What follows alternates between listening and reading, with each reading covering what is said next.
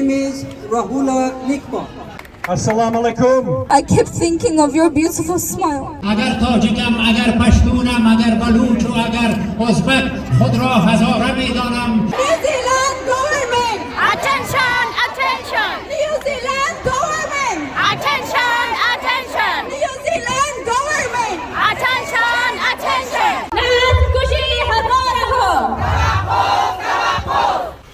Stop Hazara genocide. Stop Hazara genocide. Stop Hazara genocide. Stop Hazara genocide. Stop Hazara genocide. Stop Hazara genocide. Stop Hazara genocide. Recognize, recognize. Hazara genocide. Recognize, recognize. Hazara genocide. Hazarahum.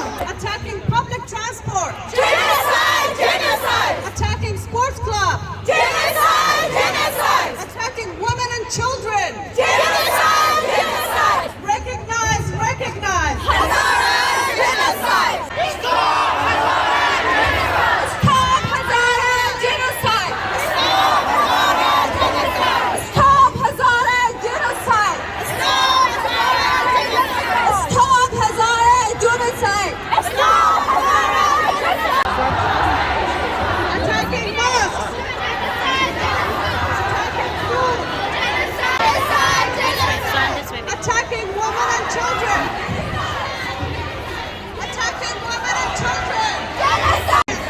Recognize, recognize. Hazara genocide. Stop Hazara genocide. Stop Hazara genocide. Stop Hazara genocide. Stop Hazara genocide. Genocide. Stop Hazara genocide. Stop Hazara genocide. UN, UN.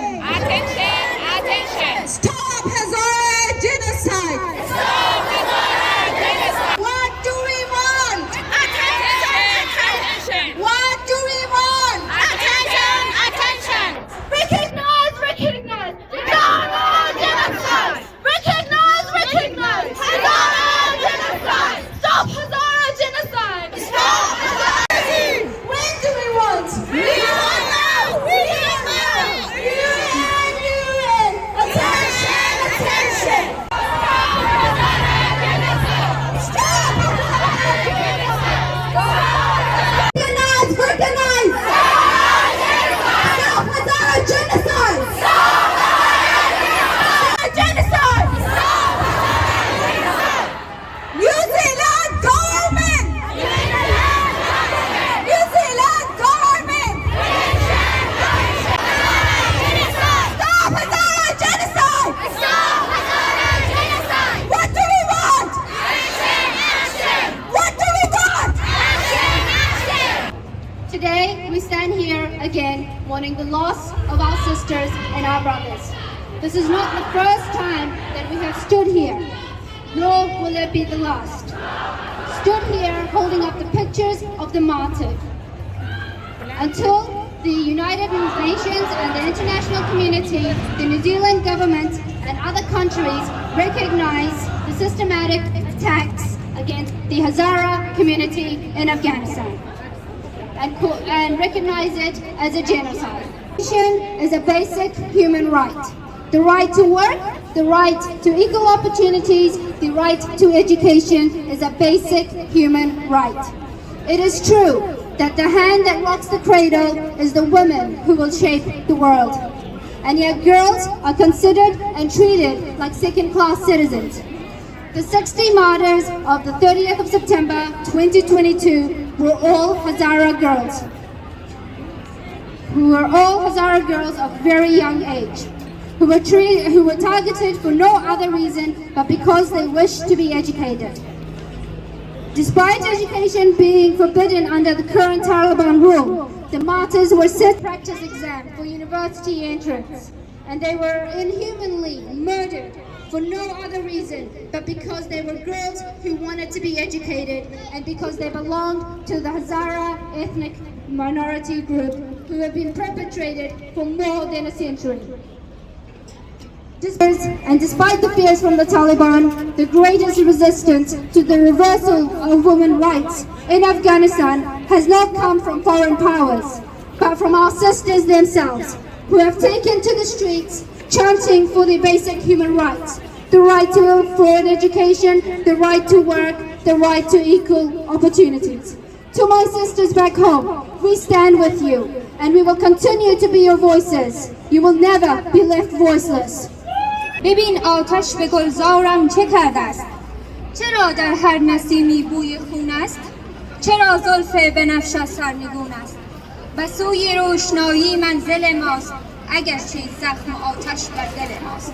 Good afternoon, ladies and gentlemen. My name is Rahula Nikma. I'm the first Olympic medalist of history of Afghanistan. First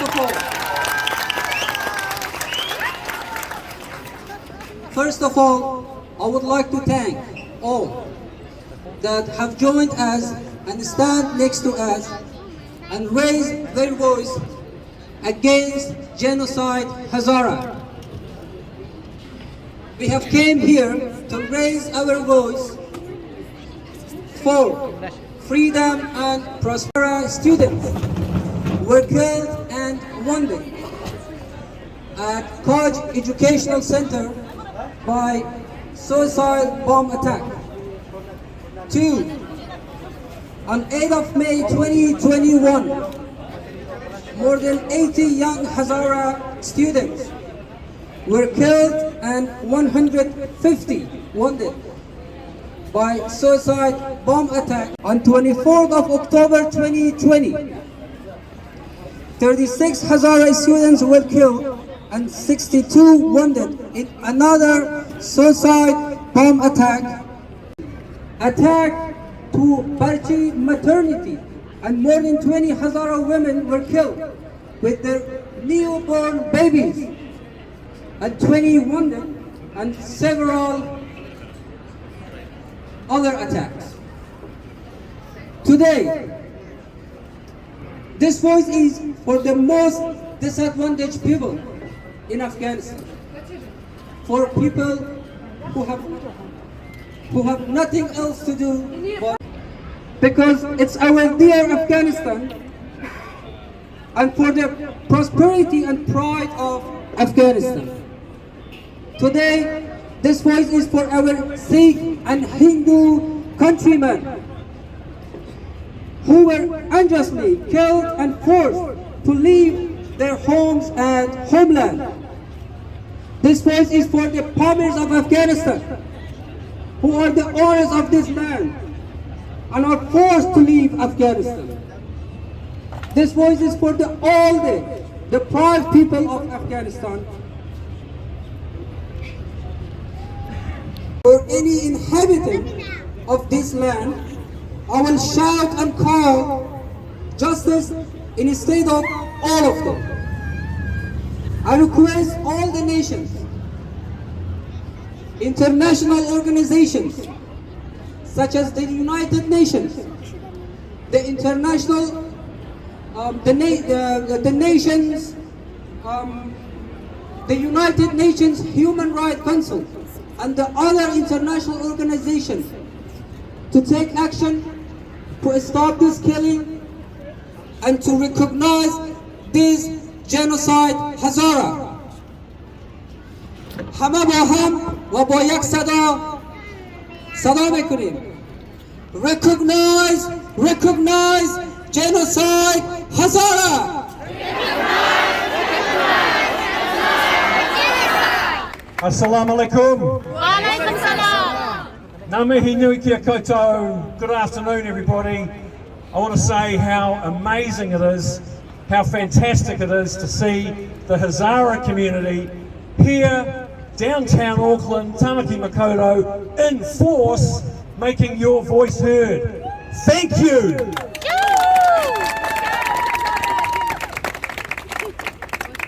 I want to acknowledge the United Hazara Association for organising this protest. I want to say that we see you, all of you, women, men, children, community leaders, non-Hazara, friends of the Hazara, other Afghans, and it's absolutely fantastic to see you here standing up and making your voice heard for human rights and to stand up against the systemic killing and persecution of Hazara in Afghanistan right now. Thank you. Stop Hazara genocide! Stop Hazara genocide! Stop Hazara genocide! Stop Hazara genocide! What do you call it when they target you in your sports clubs? Genocide! What do you call it when they target your maternity hospitals? Genocide! Genocide! When they target you in your schools? Genocide! Genocide! Human Rights Watch, one of the most credible international human rights organisations, tell us that in the last year there have been 17 terrorist attacks deliberately targeting the Hazara people and more than 700 casualties. Shame. That, my friends, is unconscionable. It cannot be allowed to stand. And there are many reasons why the Taliban regime is considered by the international community to be a pariah state. No one recognises it. If it wasn't reason enough denying the human rights of girls and women, arbitrary violence against the people, but the systematic persecution and violent attacks against the Hazara people cannot be tolerated. And today I'm here to tell you that the government of New Zealand hears you and we stand alongside you. And we will do everything in our power to support action by the international community to hold the Taliban regime to account.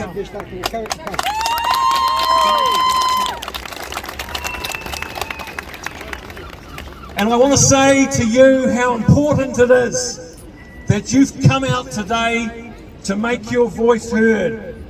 Because on this day, all over the world, the Hazara diaspora is coming together to protest, to say this is not right, it must not be allowed to continue, and the international community must take this issue seriously.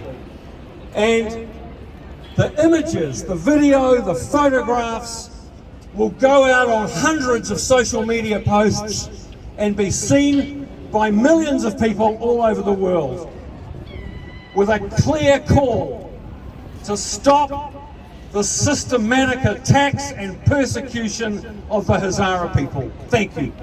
I now invite Chris Carter, former Minister of Education, to speak. Assalamu alaikum. Wa alaikum salam. It's my honour to be here today with my friend and colleague, the Honourable Phil Twyford, to speak to members of the Hazara community in New Zealand, to other Afghans from other communities that are here to support the Hazara community. I lived for 4 years in Kabul after I left the New Zealand Parliament. I went to live in Sharinagh for 4 years, working for the United Nations. I visited 27 of Afghanistan's provinces, 34 of them, including the Hazarajat many times, Daikunde Bamiyan and so on. I saw firsthand how, and heard from my friends and colleagues, how the Hazara people actually have a long tradition of being discriminated against in Afghanistan, not just today, but also in the past. You know, when the Taliban captured Kabul last August, they said to the world, we are bringing peace to Afghanistan. Have they brought peace? No. Have they brought justice? No. No, they have brought genocide and violence, worse than before. So I am here today with my colleague Mr. Twyford to say we are with you. The people of New Zealand support the cry that has gone right around the world on the 8th of October. Stop genocide against the Hezara. Forgive me, Mother, but I wanted to learn. I did not know the ways of a ruthless world. You wanted me to stay, to do the dishes today. I promised to be back soon, and that I wouldn't stray. I kept after little Baba as we walked the muddy roads. He is a tad younger, but a man, we follow the codes. The school was far off, but that did not keep me away. New Year was approaching, I had to practice for a play. The day started with history, my favorite of the lot. An era dead, bygone, came alive in that slot. Stories of mighty rulers and benevolent kings transport me to a heaven. And suddenly the bell rings. I promise, dear Mother, it was not my fault. Someone just barged in, unaware we were caught. No face to the intruder, no name I can recall. Not that identity matters when on sinning you are sold. A red splash of hot blood drenched my crisp uniform. Surprisingly, it was not painful, though my whole body was torn. I promise, Mother, I did not cry. I fell face first onto the floor. The faceless was firing all this while. Homeira moaned, Firishta was dead. Marzia's face was a bleeding mess. I lay as I fell, floating in and out of dreams. The kings have come to probably take me. I'm sorry, Mother, for the undone dishes, for not staying back, for the unfulfilled wishes. I've lost my life, fallen prey to the Taliban. Should I have stayed at home, subservient to a man? And punishment of the crime of genocide. 2. Since August last year, in the absence of international community and a lack of legitimate government in Afghanistan, the systematic attacks against the Hazaras have increased dramatically. We call on the international community, UN Security Council and the New Zealand government to stop gradual genocide against the Hazaras and take urgent action for the protection of the Hazaras in Afghanistan.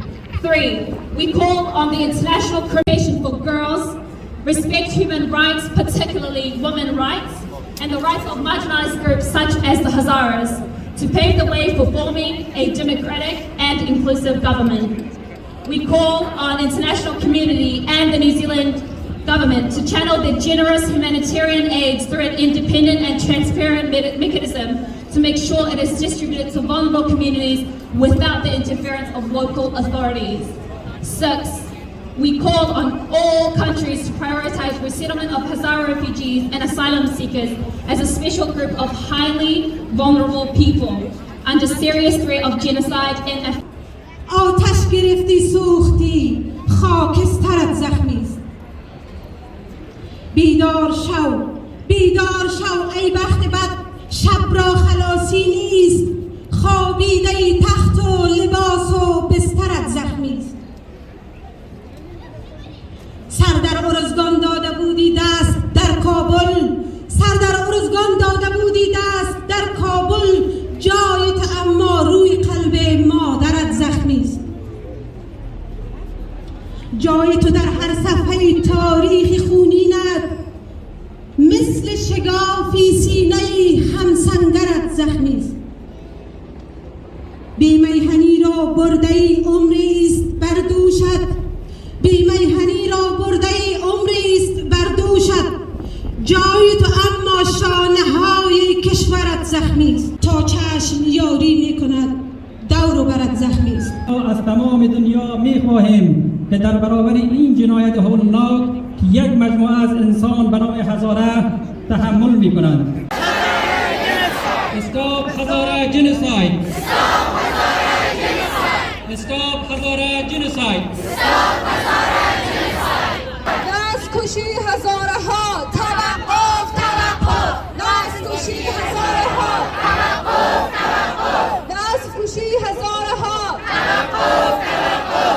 یک سو وطن به ثروت، یک سو هوای مرگ چند، یک سو غذا و زر نیست، آن سو ببین فقر و جنون. یک دم ببینم مردمم از درب شلاقم سیاه آن سو کند وحشی چند از خانه مردم را برون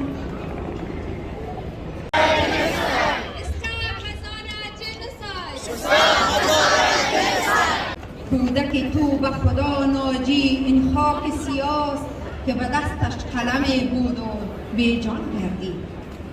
خانم ها و آقایان به نام ذات یکتای به همتا شروع می نماییم.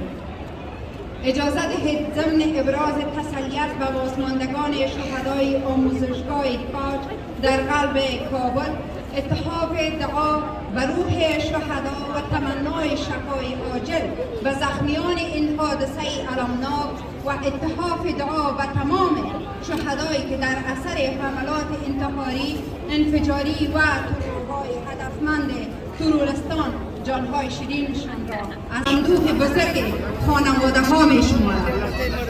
من به عنوان یک تاجک مقاومتگر کنار هموطنان هزاره خود هستم و مبارزه می کنم برای حقوقمان، برای مردممان و برای کشورمان. نه گلویم از فریاد زدن ولا انگشتانم خسته از نوشتن برای پایان بخشیدن به نسل کشی هزاره یعنی نسل قلم خواهد شد. مردم هزاره نباید به خاطر قومیتشان کشته شوند. آنها دخترانشان را برای کسب علم فرستاده بودند اما دشمنان علم آنها را نابود کردند. هزاران نفرشان مورد آزار و پیگرد قرار گرفتند. هزارها در خطری نسل کشی قرار دارند اما جهانیان کار نمی کنند. دادخواهی برای هزاره و معنای انکار رنج دیگر اقوام نیست اما تفاوت قربانیان هزاره با قربانیان دیگر اقوام این است که هزاره ها تنها به خاطر هزاره بودنشان کشته می شوند.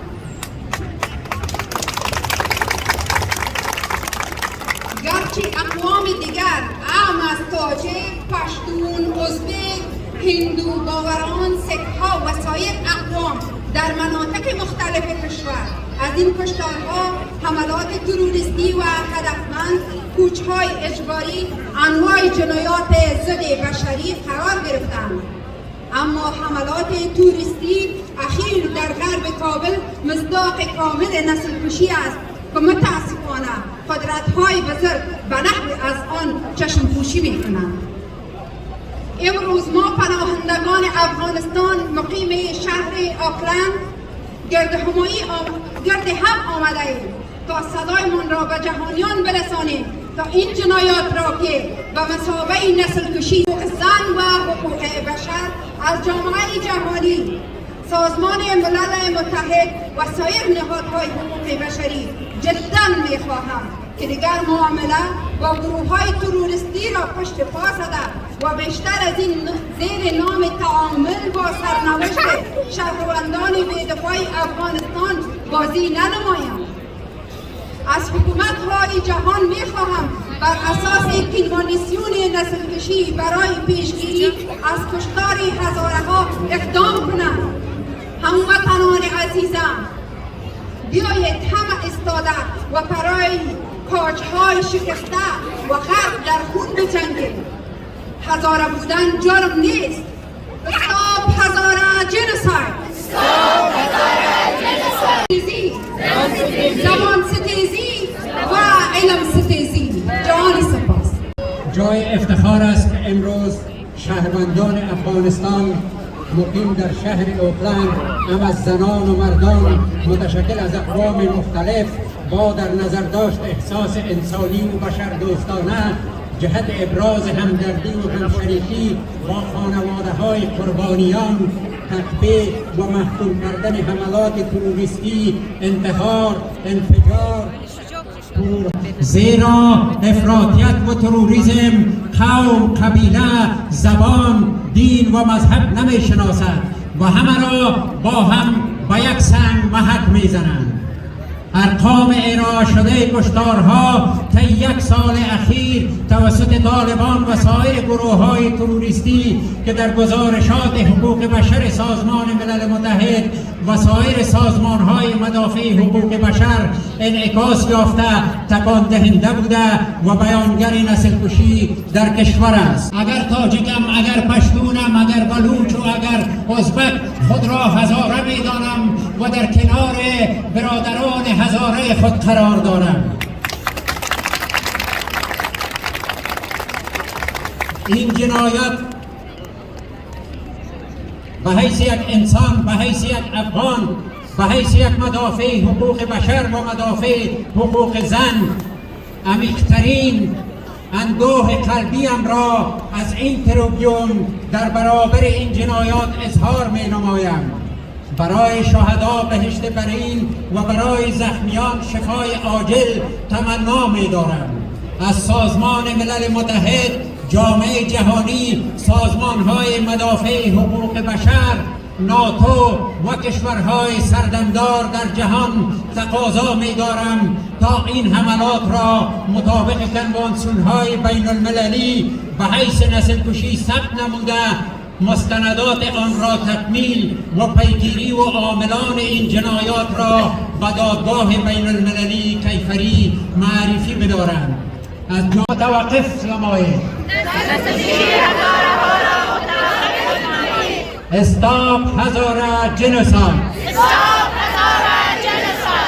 زنده باد افغانستان. پاینده باد اتحاد همه اقوام ساکن در کشور. تشکر از همه. نامه تظاهرات توقف نسل‌کشی هزارها در افغانستان 9 اکتبر سال 2022 شهر اوکلند نیوزلند. با کمال تأسف به تاریخ 30 سپتامبر سال جاری یک بار دیگر هزارها مورد حمله انتحاری هولناکی قرار گرفتند که در نتیجه بیش از 60 دانش آموز که اکثرا دختران جوان هزاره بودند در مرکز آموزشی کاج جانهایشان را از دست دادند و بیش از 100 نفر دیگر زخمی گردیدند. این حمله زمانی اتفاق افتاد که این دانش آموزان در داخل صنف‌های درسی مشغول آمادگی برای امتحان کنکور بودند.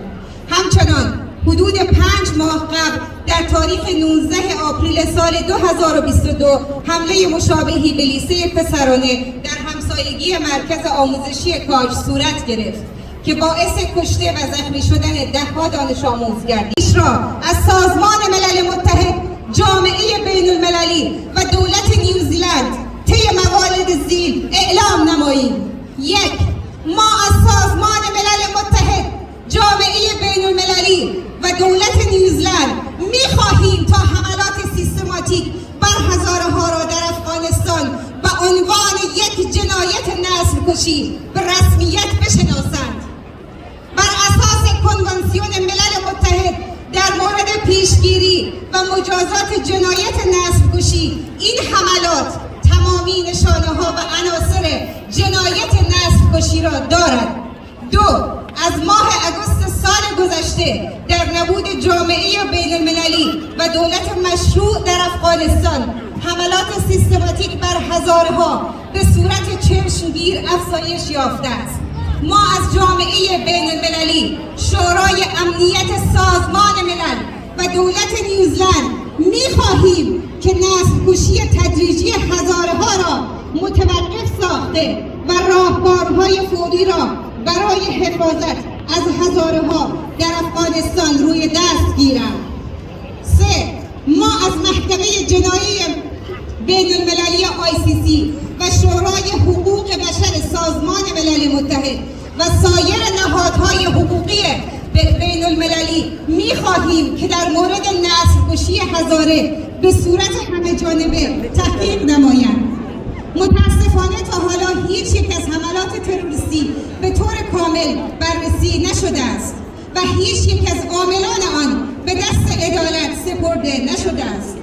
تحقیق سازمان‌های مستقل بین المللی برای درک اینکه چگونه و توسط کدام گروه ها هزاره ها مورد نسل کشی قرار میگیرد ضروری است.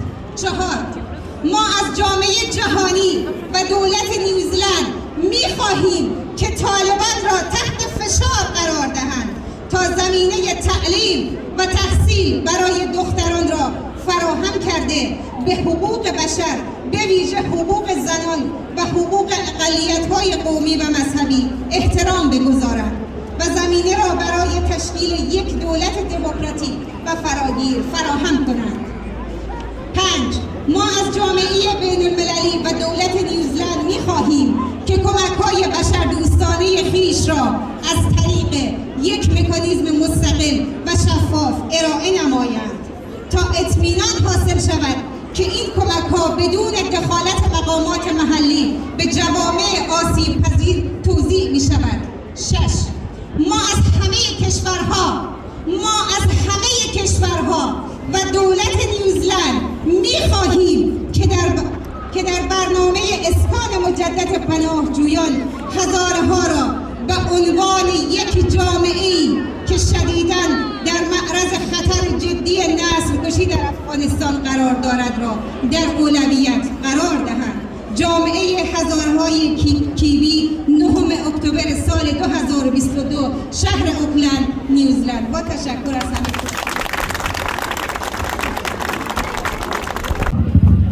برادران و خواهران عزیز، در ختم محفل امروز گرد هوایی شما یک نمونه از اتحاد و همبستگی تمام مردم افغانستان در هر نقاط دنیا که بودند نشان می‌دهد. امروز تجمعتان مرهم است که بر زخم‌های این شهدایی که در اونجا در جوانی پرپر شدند گردیده است. بنابراین از همه اقوامی که در اینجا آمدن، از همه دوستان و استفادانی که در اینجا در این محفل و در این راهپیمایی ما را همیاری کردند و تشریف آوردند، یک دنیا تشکر. و این محفل را تنظیم کردند و ترتیب دادند و زحمت کشیدند. به هر نحوی یک دنیا سپاس و تشکر از همه اینا. بذارید در آخر برادران همین پلاکارتایی که در کلیسای سمینار تسلیم می‌ایستیم و از قطره قطره خونشان با شعارها و صداهای ما استادگی میکنیم. با صدای بلند برنامه امروز را ختم میکنیم. Stop هزاره جنوساید! Stop هزاره جنوساید! Stop هزاره جنوساید! یک دانشه نفر یک دانه نفر به همه برید.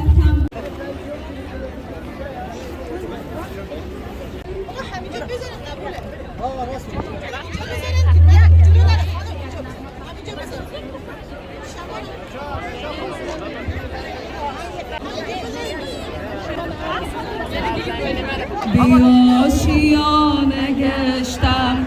دلم که نغمه رو همه با هم کسایی که شعر حفظ داره در صحنه گل گذاشتن همه با هم بلند میخوانیم. بیاشیانه گشتم، خانه به خانه گشتم، بین تو همیشه با هم شانه به شانه گشتم. زمین من مست خست از جفای سرزمین من، دردمند به دوای سرزمین من، سرزمین من خست خست از جفای سرزمین من.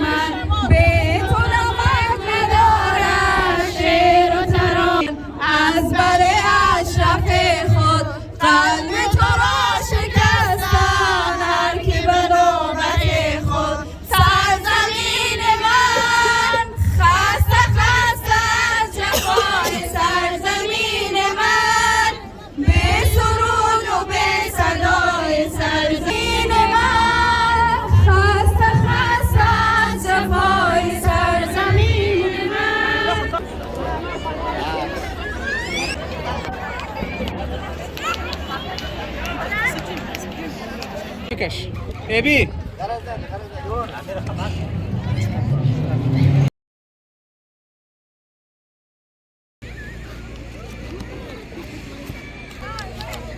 قبول باشه انشالله. لا قبول کنه خیر ببینیم.